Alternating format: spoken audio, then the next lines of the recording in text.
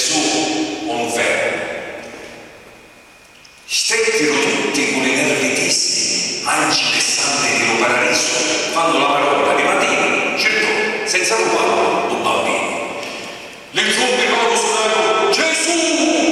No, non c'è più. Virgine e martiri chiamavano: Gesù!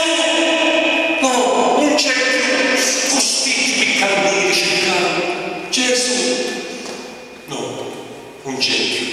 E quando la Madre Immacolata agli occhi della Dolorata, l'arcangelo Gabriele ci portò l'annunciazione tanto desiderata.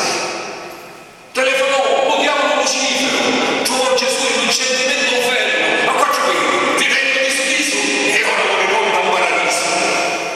Maria si mise la mano dal petto e con sospiro disse: grazie, grazie Padre Eterno,